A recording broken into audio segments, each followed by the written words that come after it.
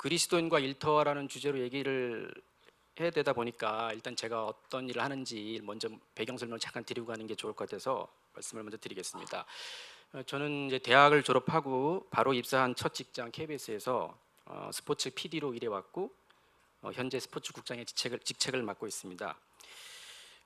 KBS 공영방송 잘 해야 되는데 요즘 잘 못해서 이런저런 이유로 마음에 안 들어 하시는 분들이 참 많습니다.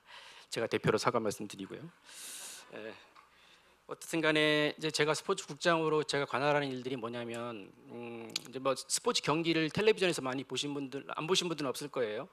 그 경기를 이제 텔레비전 방송으로 이렇게 중계 방송하는 일을 하는 스포츠 PD가 있고 또 이 스포츠 콘텐츠를 가지고 9시 스포츠 뉴스를 만드는 스포츠 기자들, 스포츠 취재부가 있고 또 제일 중요한 게 뭐냐면 그 스포츠 경기를 텔레비전으로 방송하려면 우리는 해당 연맹이나 협회라는 데랑 협상을 해서 방송권이라는 거를 따야 됩니다. 돈을 주고 사와서 그 권리를 가져야 방송을 할 수가 있는데 뭐 이제 요즘 프로야구 같은 경우라면 이제 KBO 한국야구위원회 같은 게 있을 거고 올림픽이면 IOC 국제올림픽위원회 그다음에 월드컵 같으면 이제 FIFA 세계 축구연맹 이런 이제 협회나 단체가 있죠.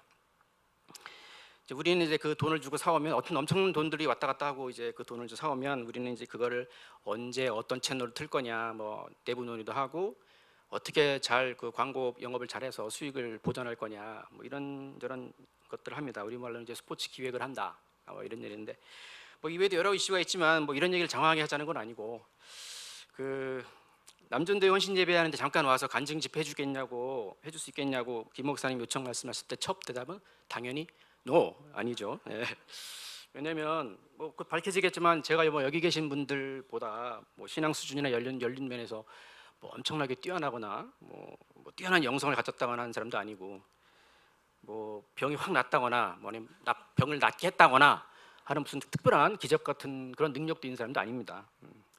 그리고 둘째는 제가 평소에 이 간증 집회라는 걸 별로 좋아하지 않습니다. 왜냐하면 사람마다 처한 삶의 그 구체적인 조건이나 뭐 상황, 그다음에 살아가는 모습들이 다 다른데 그런 특정한 순간에 임하신 하나님의 역사를 마치 보편 타당한 원칙인 것냥 이렇게 얘기하고 다니는 게 과연 맞는 거냐?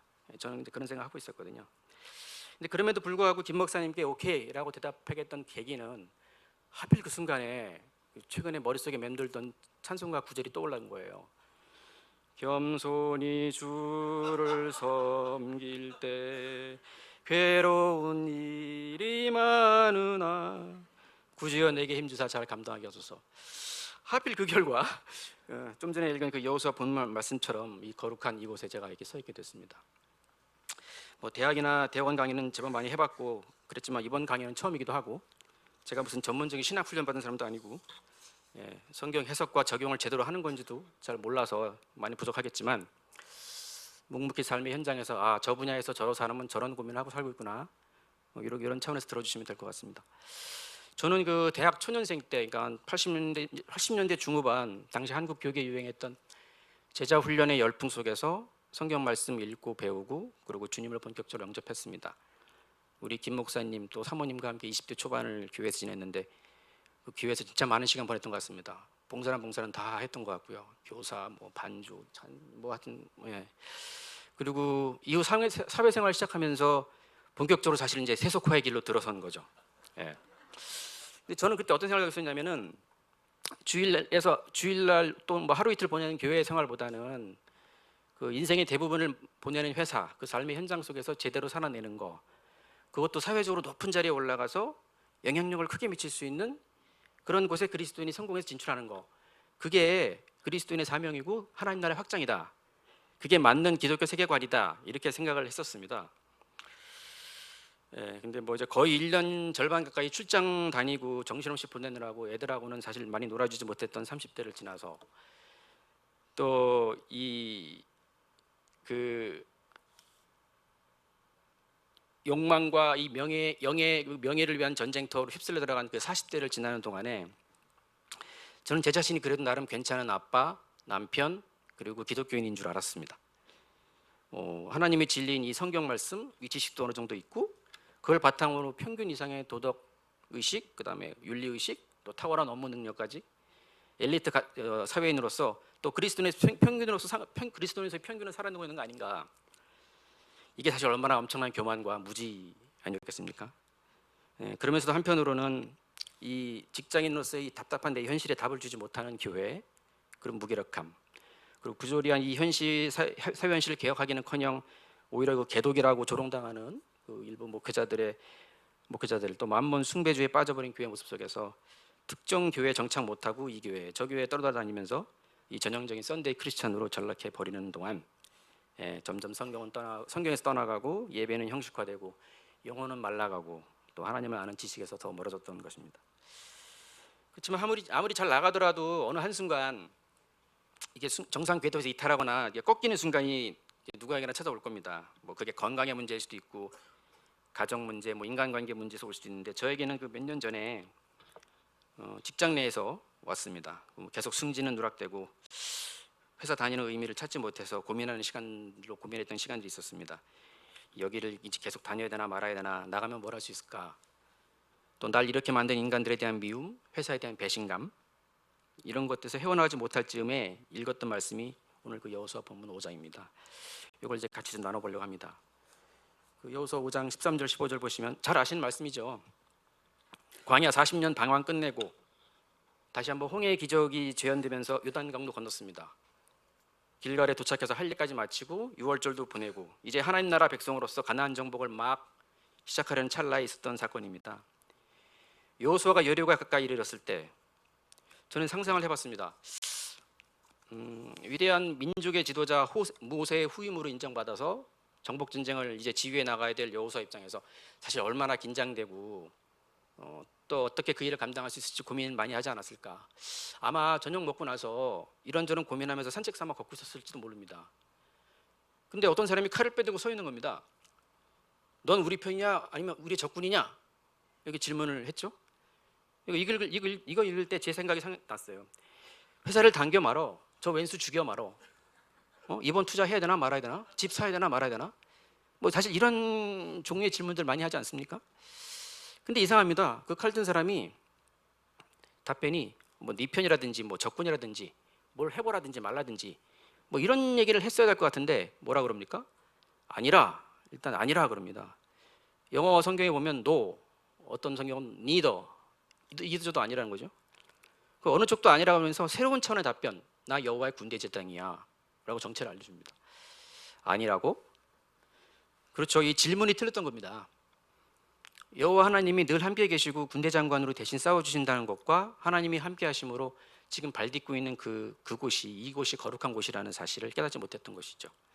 제가 물었어야 할 질문은 이 다니냐 말 것이냐, 뭐 죽이냐 살리냐 해냐 마냐 이런 세속적인 차원의 질문이 아니라 하나님이 함께 하심을 감사하고 내가 두 발 딛고 서 있는 이 삶의 현장이 바로 나의 땅끝이자 선지자 요나의 니느웨이며 거룩한 사명지임을 다시 한번 깨달아서 했다는 것이죠. 내게 주신 소명지, 직장에서 성공적으로 사는 게 그리스도인의 사명이라고 했던 입사 초기의 생각이 어찌 보면 절반은 맞고 절반은 틀렸던 겁니다. 주님 보시기에 제대로 사는 거, 성공하더라도 주님 뜻 안에서 성공하는 거, 실패하더라도 주님 안에 있다면 그건 실패가 아니라는 거, 바로 그게 핵심임을 이제 서서히 깨닫게 된 것입니다. 그리고 당시 이 즈음에 정착한 현재 제가 다니는 교회 목사님 모든 설교 말씀이 항상 세상 영광 버려라, 출세하려 하지 마라, 뭐 주님의 거룩하심 쫓아라, 뭐 이런 말씀밖에 안 하세요. 설교 시간에. 근데 그때만 해도 이런 소리 잘 귀에 안 들어올 때였습니다. 아니 애들도 키워야 되고 소는 누가 키우고 집도 넓혀가야 되고, 이 믿음의 문제이긴 하지만 이 현실의 문제가 얼마나 사실 버겁습니까? 특히 이제 가장들이 느끼기에요. 어쨌든 그 이후에 그 주님을 제대로 알기 위해서 성경을 다시 읽기 시작했고, 그 읽는 데서 그치면 안 되니까 단 한 말씀이라도 어떻게 하면 행할 수 있을까, 그 믿음의 행함의 문제에 대해서 고민하기 시작했습니다. 그 이후에 2년 동안 또 구역장으로 섬길 수 있는 기회가 저한테 있었는데요. 구역원들과 열심히 서로 격려하면서 2년 동안 신구약 일독 그리고 구약 일독을 완독하고 서로 기쁨을 함께 나눌 수 있었습니다.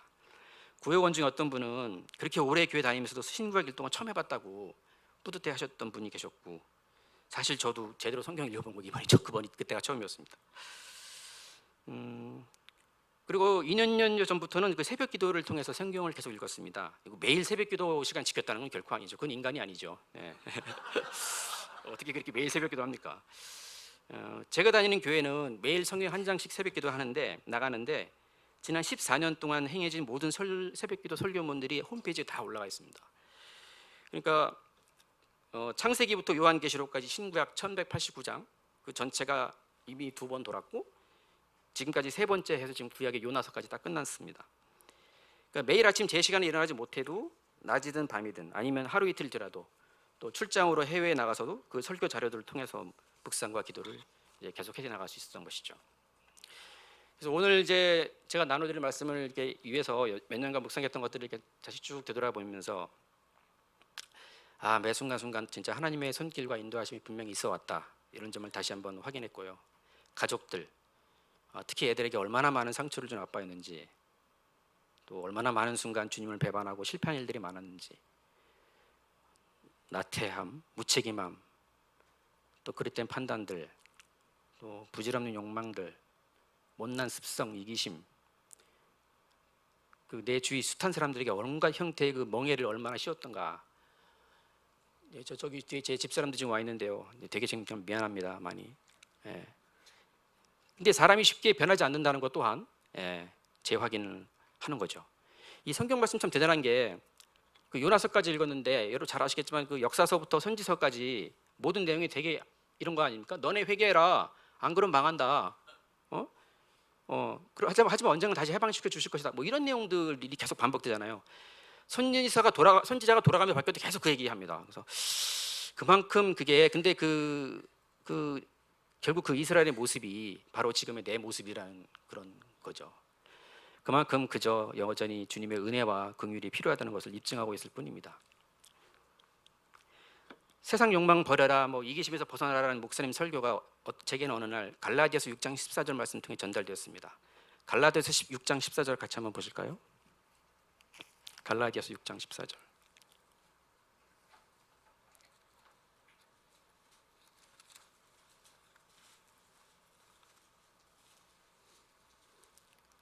사실 이미 그 전부터 알고 외우던 말씀이죠.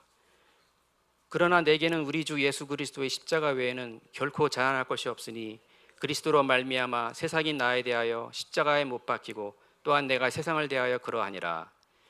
이 하반절을 세 번역은 이렇게 번역했습니다. 그리스도로 말미암아 내 쪽에서 보면 세상이 죽었고 세상 쪽에서 보면 내가 죽었습니다. 세상이 나에 대하여 십자가에 못 박혀 죽었고 내가 세상에 대해 죽었다. 내 쪽에서 보면 KBS에 죽은 거고 KBS 쪽에서 보면 제가 죽은 겁니다. 이렇게 당당히 이제 손발 수 있게 되니까 마음이 참결 가벼워졌습니다. 이 세상의 성공이라는 거에 속지 말자.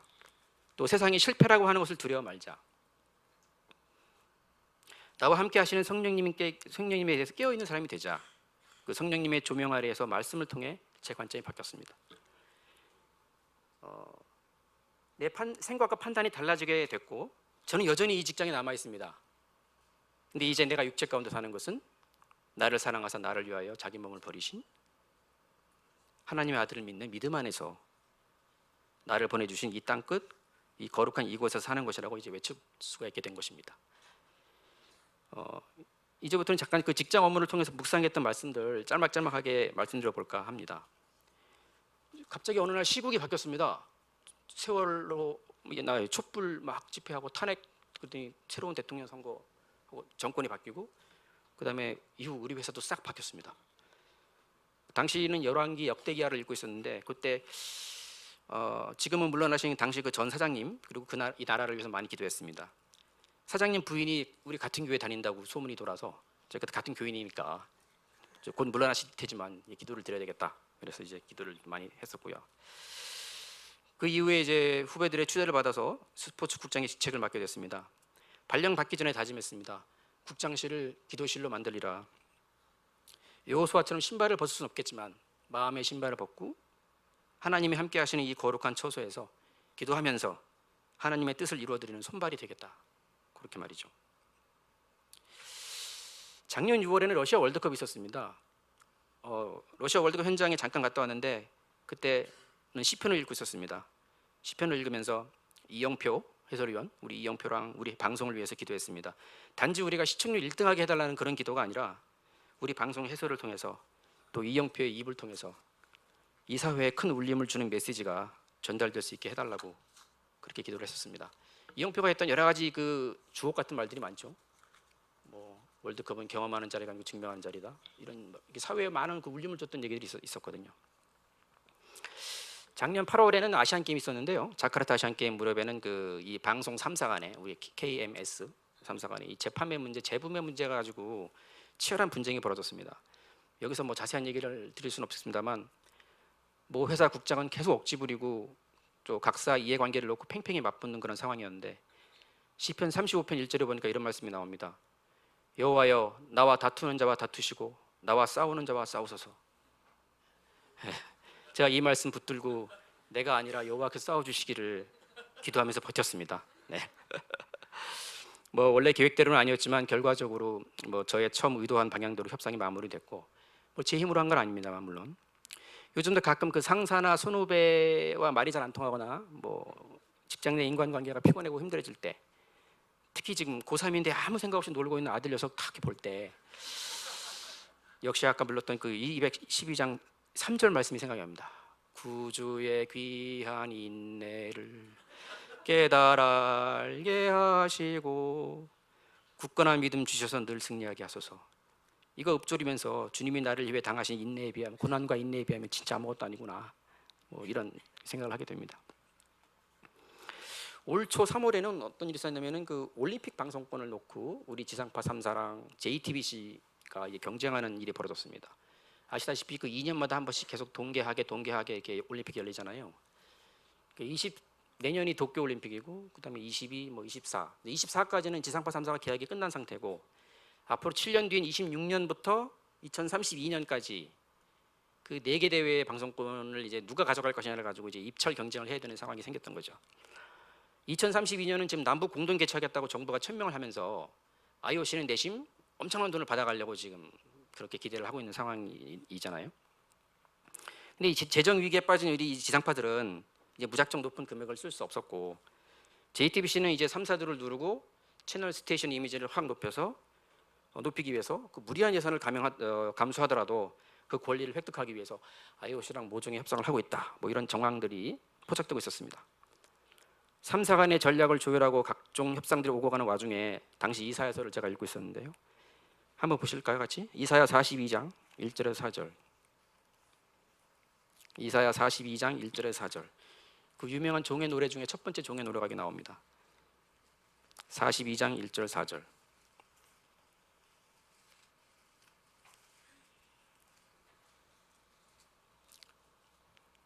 찾아서 같이 읽겠습니다.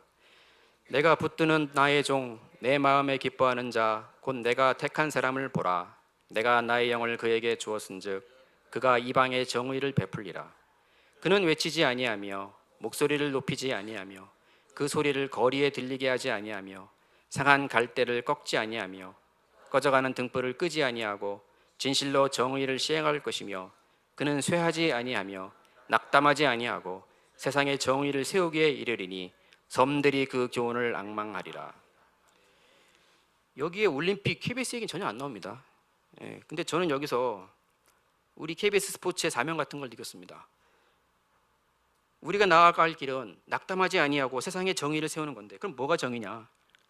한국 스포츠계의 약자들을 돌아보고 옳은 방향으로 불필요한 국부를 IOC에 지출하지 않는 거, 당신은 그게 정의다. 저는 그때 생각을 했고요. 결국 입찰 전쟁에서 JTBC가 이겼습니다. 엄청난 금액 차이로.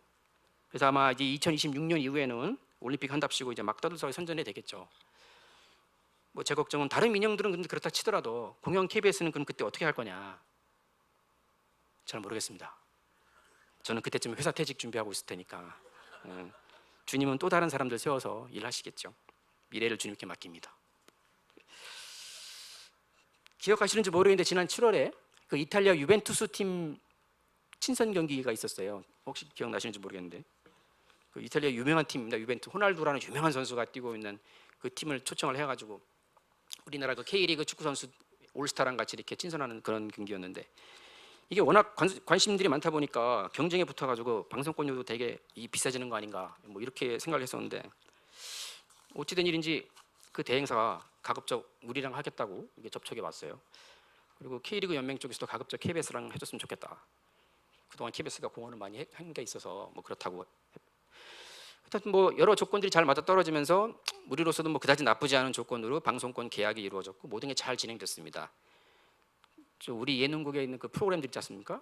슈퍼맨이 들어왔다, 뭐 그런 애기들 출연자들, 또 뭐 으라차차 만수로 같은 어떤 그 예능 프로그램들 MC들 다 연결시켜서 너네들 할 수 인터뷰할 거면 인터뷰하고, 뭐 하여튼 그래서 여러 가지로 뭐 광고도 꽤 많이 팔렸다 그러고 돈도 많이 벌었다 그러고 시청률도 꽤 기대가 됐고 아주 좋았어요. 그리고 경기 현장에서 만난 그 연맹 총장이 저한테 야 이번 경기 최고 승자는 KBS 아닙니까? 뭐 이렇게 너스레 떨 정도로 다 좋았습니다. 경기 시작 전까지.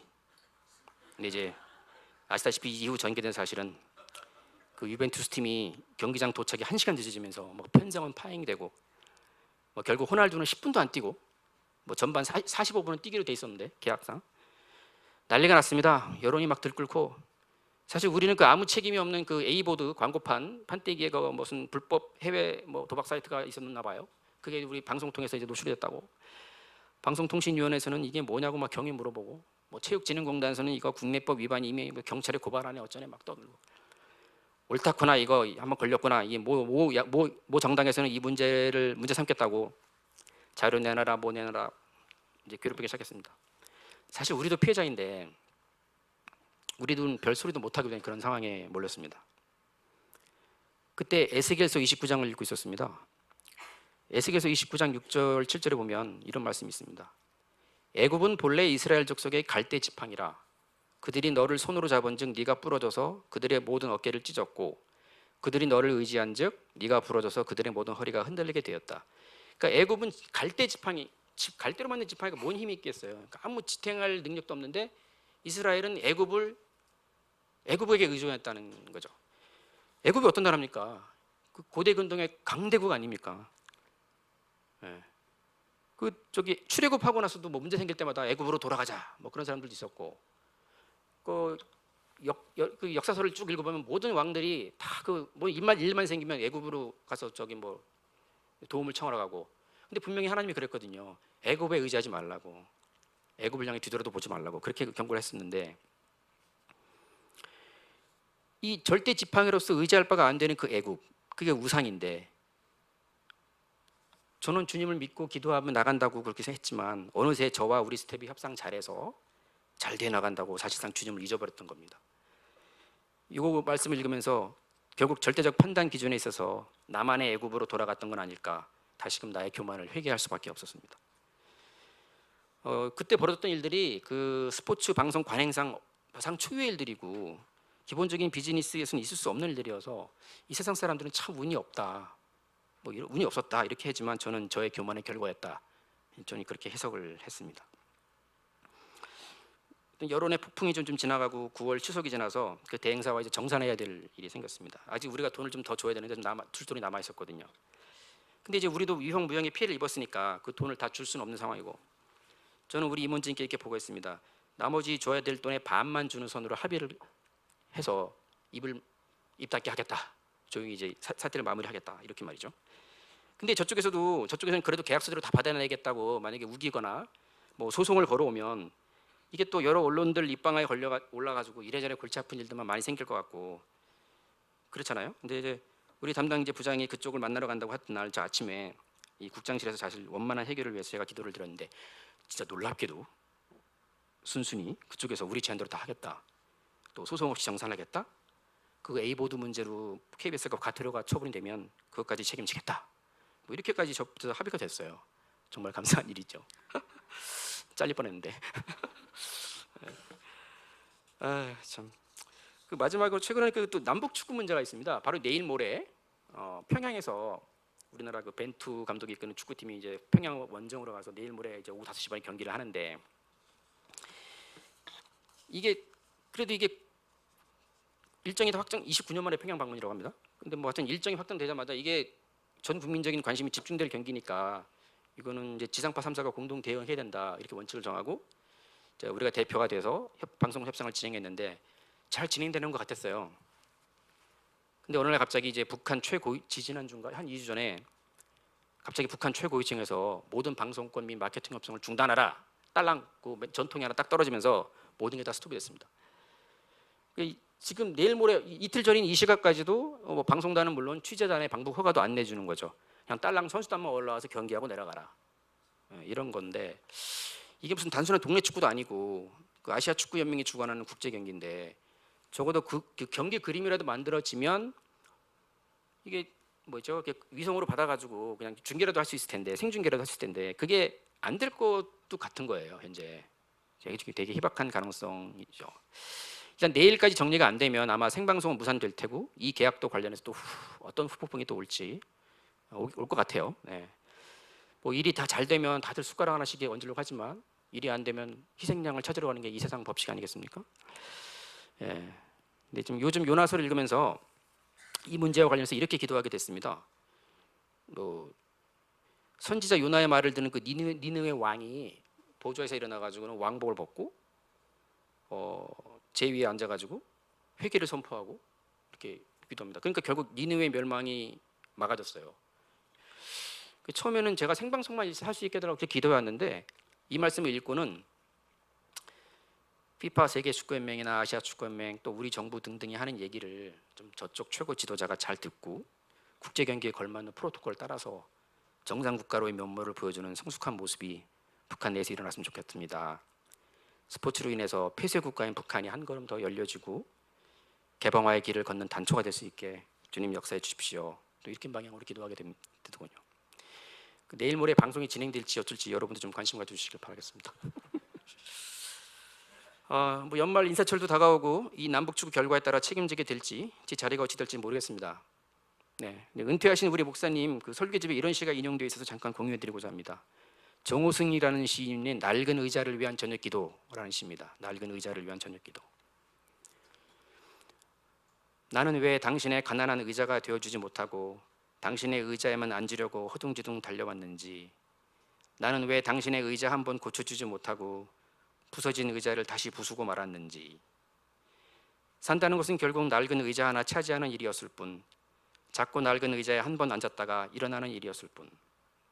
이런 시가 있습니다. 예, 제가 지금 앉아 있는 의자도 결국 언젠간 비워져야 될 겁니다.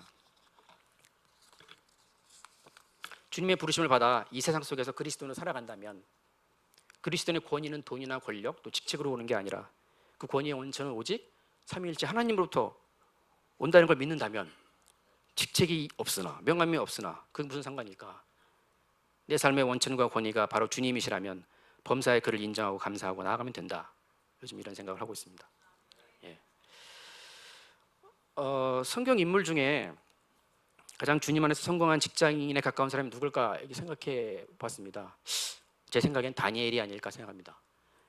10대 청소년기에 적국의 포로로 끌려가서 바빌론식으로 이름도 바꾸고 거기서 평생 이방인으로 살았던 점은 어찌 보면 이 사정에서 이방인으로 살고 있는 우리네 삶과 닮은 점도 있습니다. 그는 약 70년 이상 살면서 거기 머무르면서 느부갓네살 왕, 벨사살 왕, 다리오 왕, 고레스 왕까지 왕이 바뀌어도 계속 중추적인 관력을 수행했습니다. 그의 나이 80여 세쯤 됐을 때 적들의 모함을 받아 사자굴에 빠지기도 했습니다. 하지만 사자굴에서 꺼내준 다리오 왕이 네가 항상 섬기는 너의 하나님이 능히 너를 구원하셨다고 인정할 정도였는데 무엇이 그를 이렇게 위대한 다니엘을 만든 것일까요? 뭐 다니엘서 보면 엄청난 환상 이런 얘기 복잡한 얘기 나옵니다. 저는 잘 모르겠는데 다니엘서 5장 12절, 6장 3절에 보면 그는 마음이 민첩했답니다. 영어로 하면 excellent spirit. 세 번역에는 탁월한 정신, 공동 번역에는 놀라운 신통력 이렇게 번역을 했는데 어쨌든 영성이 뛰어났다는 점을 알 수가 있는데 물론 하나님이 모든 꿈과 환상을 해석할 능력과 지혜 주시고 또 은혜와 긍휼을 주셔가지고 그렇게 된 것이겠죠. 저를 포함한 우리가 감히 다니엘의 영성에 비할 수는 없겠지만 그가 보여준 삶의 모습에서 교훈을 얻어보자면 6장 10절에 보면 그는 전에 하던 대로 늘 하나님께 기도드렸다. 감사 기도드리고 민족을 위한 기도를 드렸다고 합니다. 그리고 다니엘서 9장에 보면 예레미야 말씀을 읽다가 예루살렘 황폐함이 70년 만에 그치리라는 그 예언을 깨달았어요. 그리고 그는 간절히 이스라엘 회복을 위해 기도했습니다. 결국 고레스 왕 그 옆에서 고레스 왕의 그 포로기한 선포라는 그 역사적 사실을 끌어내는데 일조하지 않았을까, 그런 생각도 해봅니다. 이 다니엘을 인정하신 하나님의 말씀을 있는데 한번 같이 봤으면 합니다. 다니엘서 10장을 한번 보실래요? 다니엘서 10장 12절. 1250페이지쯤 될 것 같습니다. 다니엘서 10장 12절.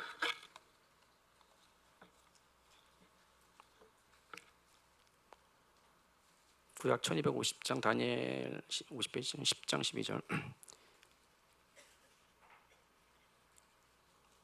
다 같이 읽겠습니다. 그가 내게 이르되 다니엘아 두려워하지 말라. 네가 깨달으려 하여 네 하나님 앞에 스스로 겸비하게 하기로 결심했던 첫날부터 네 말이 응답받았으므로 내가 네 말로 말미암아 왔느니라. 다니엘이 주님 앞에서 주님의 일을 깨달으려 결심하고 겸손할 것을 결심한 첫날부터 그 기도가 응답받았답니다. 그 동일하신 하나님이 우리가 당신 앞에서 겸손히 헌신하기로 결심하면 우리 기도도 들으실 거라 이렇게 생각합니다. 네 말로 말미암아 내가 왔다. 세 번역이 어떻게 번역했냐면 하나님은 네가 간구하는 걸 들으셨다. 네가 간구하는 말에 응답하려고 내가 왔다. 그렇게 했습니다. 네 말, 네 기도를 하늘에서 듣고 그거 답해 주려고 네 말 때문에 오셨답니다. 내가 네 말로 말미암아 왔느니라. 이 얼마나 감격적인 약속이 아니겠습니까? 근데 작심삼일은 차치하고라도 이 감격적 말씀 읽고 출근한 날 제가 겸손했을까요? 아니죠. 그럼 어떻게 해야 됩니까? 다시 와서 다니엘서 10장 펴고 다시 결심하는 첫날 다시 시작해야 되는 거죠. 사람은 쉽게 바뀌지 않더라고요. 긍휼을 내리시기를 두 손 들고 구해야 됩니다. 다니엘의 결말이 어떻게 되시는지 아시죠? 다니엘서 맨 마지막 12장 맨 마지막 구절 보실래요? 다니엘서 12장 13절. 너는 가서 마지막을 기다리라. 이는 네가 평안히 쉬다가 끝날에는 네 몫을 누릴 것임이라. 80평생 주님 섬기고 죽기 직전에 이런 말 들으면 얼마나 성공한 인생 아니겠습니까? 가서 마지막을 기다리라. 이거 영어 성경에 보면 Go your way till the end. 끝까지 너의 길을 가라는 거죠. 세 번역은 이렇게 번역했습니다. 너 다니엘아, 너는 끝까지 신실하여라. 너는 죽겠지만 끝날에는 네가 일어나서 네게 돌아올 보상을 받을 것이다. 이제 결론을 좀 맺도록 하겠습니다. 우리는 여호수아를 통해서 우리가 딛고 서 있는 이 삶의 현장, 우리의 일터, 가정, 교회가 하나님이 함께 하시는 거룩한 곳이고 하나님 스스로 우리가 살아가는 삶의 전쟁을 이끄시는 주체이심을 선언하셨다. 이런 점을 알게 됐습니다. 또 다니엘을 통해서는 우리가 주님 앞에서 겸손히 주님 섬기며 신실한 삶을 살며 기도할 때 우리의 삶을 통해 우리의 기도를 통해서 이 세상의 역사를 주관하시는 여호와 하나님의 섭리의 도구로 우리를 사용하신다는 것을 깨닫게 되었습니다. 다니엘서의 마지막 부분 끝까지 신실하라. 그런 주님의 주문을 다시 새기면서 오늘 제 얘기를 마치도록 하겠습니다. 기도하겠습니다. 주님, 정말 부족한 자가 감히 진리이신 하나님의 말씀을 나누게 하심을 감사드립니다. 성령의 감동으로 우리가 참 진리를 말씀 속에서 찾도록 인도하여 주십시오. 주님, 우린 그저 학교 열심히 다닌 것 같고 일터에서 바둥바둥 살면서 여러 가지 어려움 겪으며 지금까지 힘들게만 살아온 것 같은데 지나온 생을 가만히 돌아보면 도저히 부인할 수 없는 하나님의 역사가 신묘막직하게 하나님께서 행하셨다고 밖에 설명할 수 없는 일들이 우리 인생의 모퉁이마다 있는 것을 보게 됩니다. 하나님의 하나님 되심을 인정하며 하나님께 감사와 찬송을 드립니다. 하나님 아버지, 전쟁터와 같은 우리 삶의 현장에서 하나님을 의식하지 못하고 살아가는 경우도 적지 않았음을 고백합니다. 우리가 매일매일 하나님을 목적 삼고 살아가게 해 주시옵소서. 여호수아가 하나님을 신뢰하며 담대히 가나안을 정복해 나갔던 것처럼 다니엘이 이방인의 땅에서 믿음의 삶을 신실하게 살았던 것처럼 우리도 세상의 가치관이 난무하는 삶의 현장에서 믿음의 삶을 살아가게 하여 주시옵소서. 우리 각자가 두 발 딛고 있는 이 거룩한 은혜의 현장에서 우리의 신앙의 날로 성장하고 성숙하게 해 주십시오. 우리가 두 발 딛고 있는 살아가는 이 거룩한 은혜의 현장, 우리의 일터, 가정, 교회가 주님이 더욱 신뢰하시는 도구로 쓰임받게 해 주십시오. 생이 다하는 그날까지 끝까지 신실할 수 있도록 주님의 은혜와 긍휼을 우리 각자의 삶에 내려주시기를 바라오며 예수님의 이름으로 기도드리옵나이다. 아멘.